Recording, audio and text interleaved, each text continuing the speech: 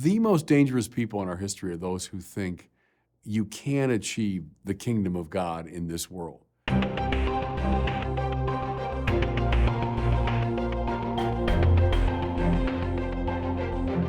Welcome back to the Word on Fire show. I'm Brandon Vogt, the host and the senior publishing director at Word on Fire. Does Christianity still have a place in the public square? And what can it contribute to the broader culture? That's what we'll be discussing today with Bishop Robert Barron, who joins us from our production studio in Rochester, Minnesota. Bishop, good to see you. Hey, Brandon, good to see you. Let's catch people up on a couple of trips you've taken recently. One was to the Heritage Foundation, which is a big think tank located in Washington, D.C. What were you there for, and how did it go? I was there in D.C. for the USCCB meeting, so I'm chair now of what they call the LIMFLY committee. That's Laity, Marriage, Family Life, and Youth. So I chaired that committee, and then as chair of that committee, I'm also on what they call the administrative committee. So I had a couple of days of committee meetings. Then it was the close of that second day that I went to the Heritage Foundation. They invited me to give the Russell Kirk lecture, which is one of their annual lectures. I've been a fan of Russell Kirk for a long time. So I accepted that invitation. I wrote a paper on, Catholicism and democracy, Catholicism in America. It's entitled, I think if I get it right, it was the breakdown of a Tocquevillian equilibrium. So I'm talking there about what Tocqueville saw in the 19th century, that American liberal democracy will survive only in the measure that it has a clear religious and moral kind of ballast. You take that away, it'll revert to its kind of cruder Hobbesian form. So that was my argument, that what we're seeing today is in fact a breakdown of religion and morality. And so we do indeed see a return to more Hobbesian forms. So it's kind of controversial area. I was wading into a lot of controverted waters, but it was an interesting talk to give. Second interesting trip you have, we've talked about it briefly in the past several months here, but it was your visit to London. If I'm not mistaken, this was planned and scheduled twice, and this was kind of the third go-around. But you went there in part to talk about the theme of today's show, what Christianity brings to the public conversation. You were there from February 4th through the 15th, 2023. Give us some brief highlights of that trip. Oh, I love that trip. You're right, it was like 3 times delayed because the COVID twice, and then the death of the Queen. We were just about to go last September, and the night we were due to leave, the Queen died, and so it was postponed a third time. Loved it. I spoke at Parliament. We'll talk a bit about that, I think, today. I said Mass at Westminster Cathedral, visited the jail cell of St. Thomas More, gave a talk to about 1,300 Catholics at the Queen Elizabeth II Center, visited with a lot of the leadership of the church in England.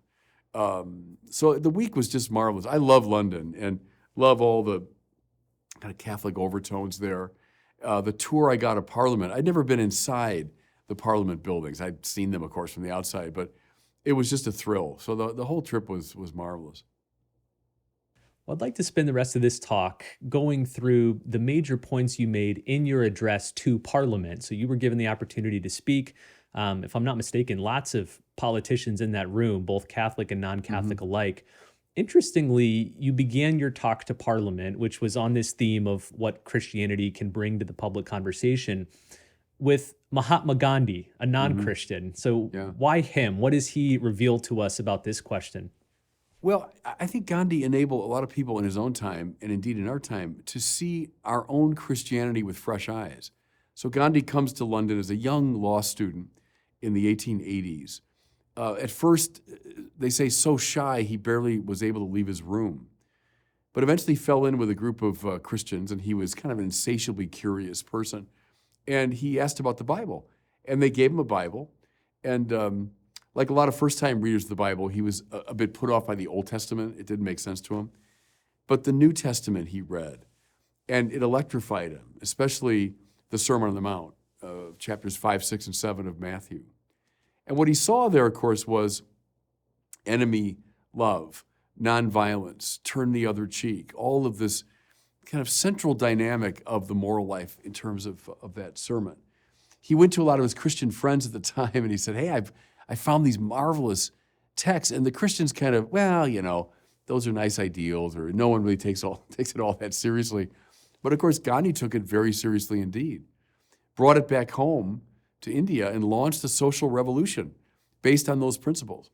My point there was, I think we Christians have grown maybe somewhat jaded about our own Christianity, that it's so, oh, it's old Christianity. Sure, we all know what that is. And in fact, we don't know what it is, that it bears enormous power, that it's still a remarkably distinctive vision of the world, and as Gandhi, ironically, proved, has enormous social implication and political power to change the world. So I kind of invoke Gandhi for our own time, because I think we Christians now in the West are largely in the state that many of his friends were in the late 19th century, of like, oh yeah, these old biblical texts, we all know them, but no one takes them very seriously. Well, Gandhi helps us to see just how radical they are.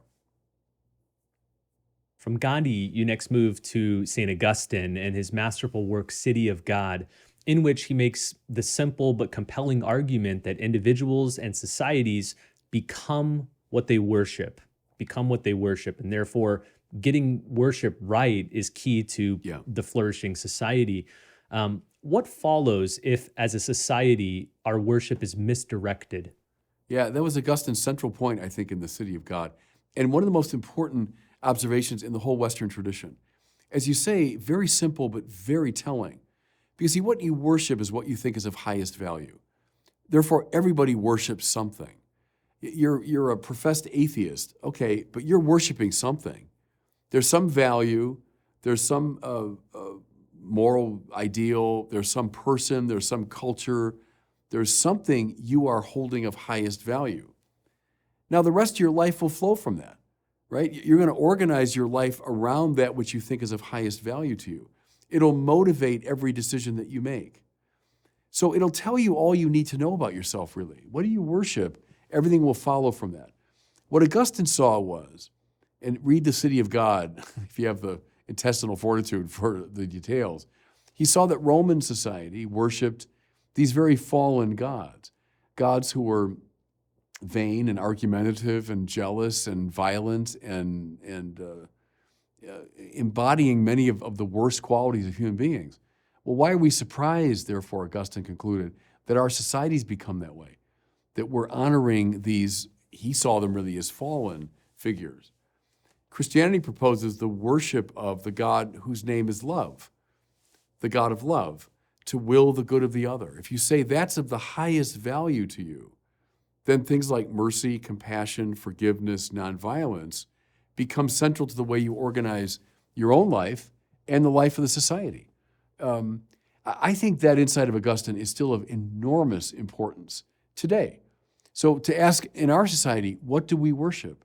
What do we hold up as the highest value? Everything else will follow from that. I would dare say, Brandon, we've talked about a lot today, something like freedom, self-assertion, that I decide, that's the highest value, is autonomy. Well, all right, you're going to get a certain society that from that act of worship. We might ask ourselves, following Augustine's lead, what does it look like for society to rightly worship, to worship the true God of love? And Jesus's answer is the Sermon on the Mount. The Sermon on the Mount lays out the concrete form such a society would take. In your talk to Parliament, you highlighted especially Jesus's words about Christians being salt and light in society. What's this metaphor driving at? That our job in the wider society is to be a leaven and a light and a direction. So modernity wants to make religion into a private matter. So it's like a hobby. It's like something I cultivate in my privacy. But that's not biblical at all. In the Bible, the purpose of being a Christian is to be a light for others, is to be leaven for others, is to be salt, which preserves what's worth preserving, salt that puts to death what should be put to death, right? That our lives are other-directed. We have a function precisely in the society. The irony is that we tend to think of religion as, well, that's not about politics and economics and society. It's about what you do in your privacy. No. We're a city on a hill. Well, in the ancient world, That was your GPS. That's how you'd navigate. Like, oh, there's that city up there. Oh, and now I'm south of it. Now I'm north of it. The light. Well, that's how you see where to go. Well, what don't you do? You don't put the light under a bushel basket. You don't privatize it, hide it away. You don't hide the city on the hill. You make it more visible, right? So that's the role of Christians, is to be a sign of contradiction, a sign of direction. We exist precisely for the wider society. There's this tension that I think still exists for a lot of Christians, that on the one hand, they recognize, yes, we're meant to be salt and light in the culture and the political world. But on the other hand, they see such resistance toward Christianity and toward Christian principles. There's a temptation to just flee, to go to the hills, to retreat. Yeah. How do we handle this tension? Well, there are times in church history when great people have done just that. Think of the beginning of the monastic movement in the early days. Go back in the 4th century, almost everybody of significance wanted to run to the hills. At times, society becomes so antipathetic to us that that's all we can do. The absolute limit case of that is martyrdom, right, where the society aggressively puts to death Christians that stand to thwart it. But a little, lower degree would be some kind of monastic retreat from the world. Sometimes that's called for. I think at times we need that move. But I think the general purpose is always now for the sake of the world. So whatever retreat I have, it's for the sake of returning to transform the society. So I would say that's the master metaphor. I like how this links us back to ancient Israel, because as you said many times, God chose Israel not for themselves, but for the sake of the world. And so Right. Christians today are in a way the people of God for the world today, as the Israelites were in ancient times. Oh, precisely. And the chosenness is never, hey, isn't Israel great? God must really love them. They're so morally accomplished. He chose them. No, on the contrary. The prophets keep saying, on the contrary. You were chosen as a sheer grace. You're the least of people. You're not very impressive. You're not one of the great kingdoms of the world, and you're not morally impressive at all. In fact, you guys are always failing. But nevertheless, God chose you for a mission. Same thing with us. We're the new Israel. We're grafted onto Israel, Paul says. All right, that's because we're of such moral attainment? No, on the contrary. But, I tell people at baptism sometimes, that a child is baptized, not because, the family thinks it's nice, or, it's going to, it'll celebrate this new life. And I mean, all right, that's all fine. But the major reason is because in the mystery of God's providence, that child's been chosen for work in the world. It's been chosen to be a missionary in the world. Not everyone's chosen for that. Now, it's not because you're special and all that. It's you've been chosen for the sake of the wider world. And that's why you're being baptized. It's a great mystery. Like Brandon, that you and your wife were brought together through a whole series of events, but we'd say not by chance or accident, but through God's providence, to give rise to your children, because they've got a task now. And you baptized them, you had them baptized because in God's providential design, they've got a role in the world. That's the right way to think about it. Let's go back to Jesus and the Sermon on the Mount. At the center of this great sermon is one of the most surprising, challenging, difficult teachings of all of Jesus's ministry, namely enemy love. Mm-hmm. Enemy love, to love your enemies. When we're talking about it at the political level, the social level, is that really practical today? And what might that look like for Christians involved in the public sphere to demonstrate enemy love? Yeah, of course, it's never been practical. That's the thing. It's always run counter to all of our intuitions and institutions, which are really predicated upon, us against them and who's in, who's out. Enemy love, Brandon, is the great test of love, right? If love is to will the good of the other, as other.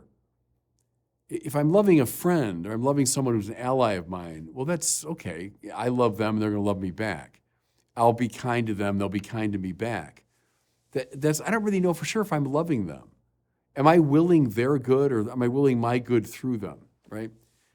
But when it comes to an enemy, someone that doesn't will me any good, on the contrary, they will ill to me. That's what makes them an enemy. Well, if I will their good despite that, then I really know I'm willing the good of the other and not my own good through them. So that's why it's central to the teaching of Jesus. It's the test of love. Now, your broader question about society is an interesting one, because does that mean, for example, that we would give up our armies, or we'd surrender any effort to defend our country, or that we would not be engaged in economic affairs and so on? No, I don't think so. Wasn't it Chesterton that said there's no contradiction between loving your enemy in warfare and killing him? Because you are still willing the good of the other as you're engaging in the defense of your own country. You're respecting what that other soldier is doing. So those aren't necessarily in contradiction to each other. It's an attitudinal move. Am I really willing the good even of those who stand athwart me and my purposes? And that's alive in any political, economic, social setting. Can I answer that question positively? As I'm in my business dealings, nothing wrong with making a profit, nothing wrong with being involved in the capitalist enterprise. But am I willing the good of the other as I do that? If I'm not, then I'm in some spiritual trouble. The historian Tom Holland, not to be confused with the actor Tom Holland that plays Spider-Man, but the English historian Tom Holland, with whom you interacted with during your London visit. I think you guys had a big stage dialogue together.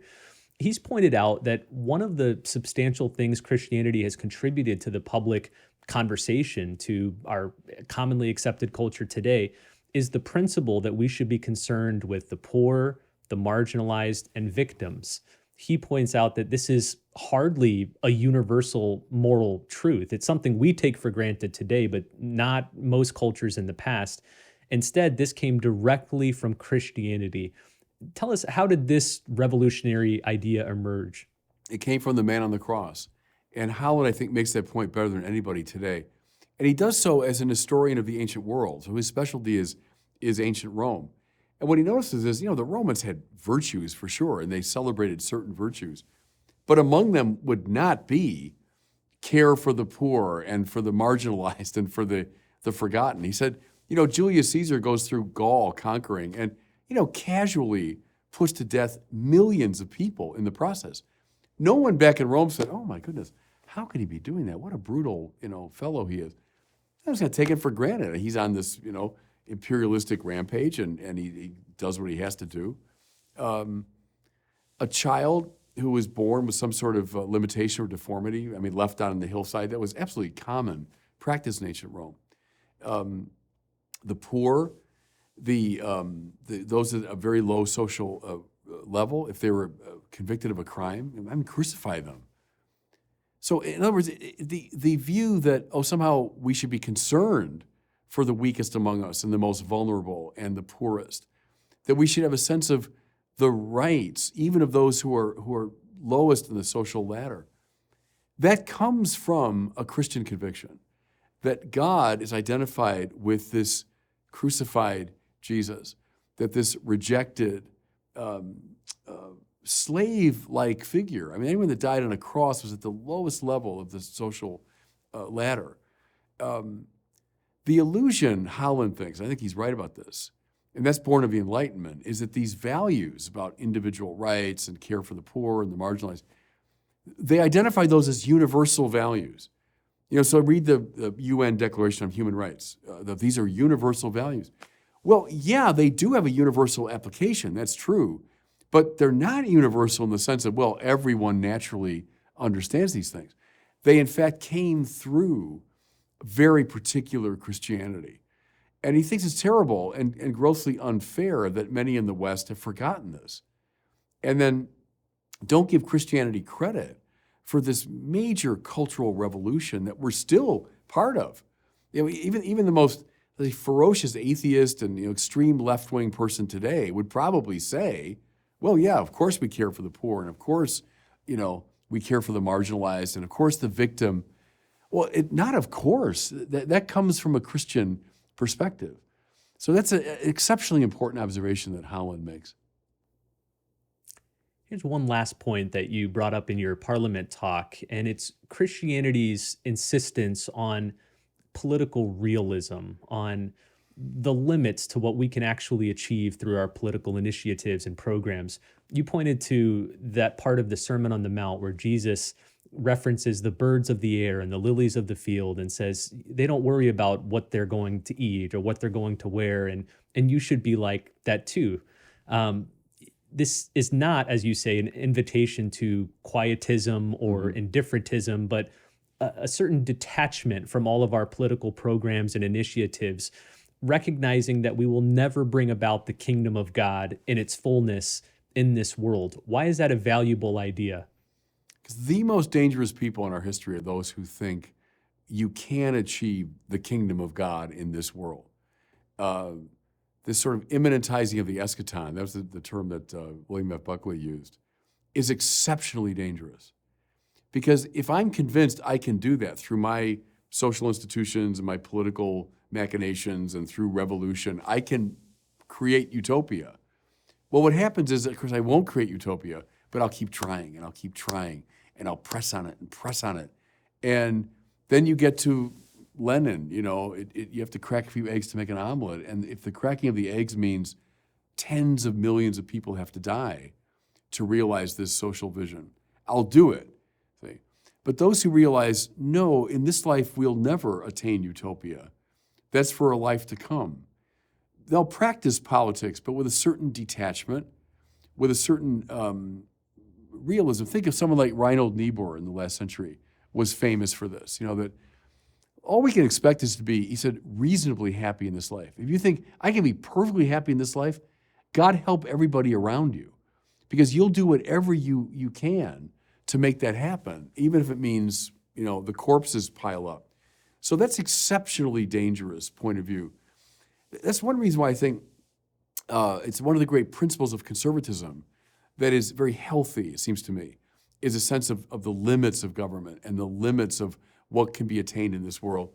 And therefore a kind of realistic acceptance that we're never going to create a perfect world. All of our efforts are going to fall short. At the end of the day, at the end of all of our striving, we do indeed have to leave things to God. When you don't, you start thinking you are God and you can make it happen yourself, and then beware. Well, let's wrap up with this question. In America today, where do you see Christianity having a positive influence on the public conversation, and where could it do better? Well, I mean, bring forward what Tom Holland sees. Bring forward the fact that what's valuable, let's say, in the left wing today. So the tremendous interest in the rights of the poor and the marginalized and our concern for social justice and all that, that's Christian. Those are Christian ideals. Now, if they're divorced from God and from a sense of the transcendent, they'll devolve into the kind of wokeism that we see today. I think Christians can insert themselves very much into that conversation and say, yeah, you're getting this from the Sermon on the Mount ultimately, but don't forget the transcendent referent of the Sermon on the Mount. Otherwise, your concern for the poor and the marginalized will turn into a sort of wokist program. And that then becomes something dangerous. So maybe I say that, Brandon, the Christians ought to insert themselves right there into that conversation and say, the best of this you got from us, but don't forget the caution that's also embedded within a Christian view.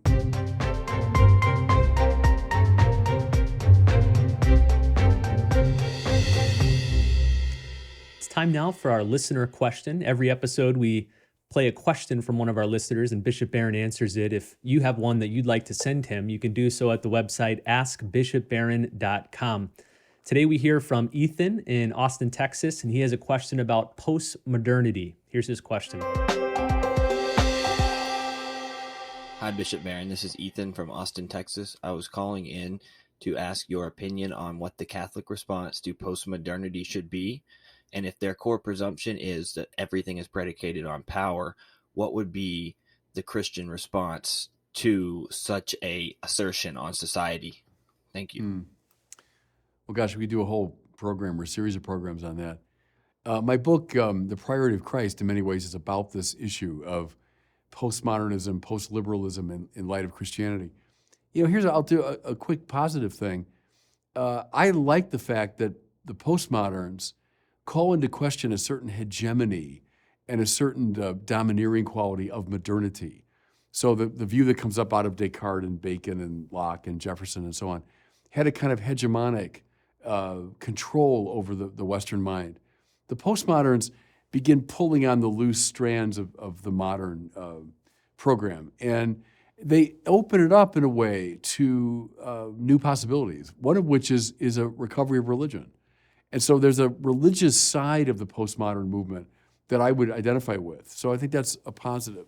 I like your insight about power because, Foucault and Derrida and company, that's what they saw. The problem is they saw everything through that lens. It's always the temptation for intellectuals is a reductionism. So Marx saw everything as economics. Freud saw everything as repressed sexuality. The Foucaultians see everything as the play of power and the disempowered. Take all those things and say, okay, fine as far as they go, but there's much more to life than simply that. And you see it in wokeism. What happens is this exaggerated stress on power and plays of power. Yes, that's a real dynamic within our societies, but it's not the only dynamic. And when you see all of life through that lens, you're going to get a very distorted vision.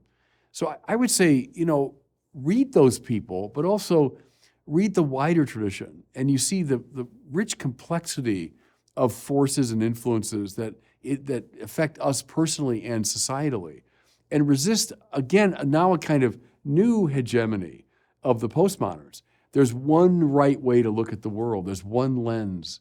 I would strongly resist that in the name of Christianity. Well, thanks, Ethan, for your question. Thanks to all of you for listening and watching.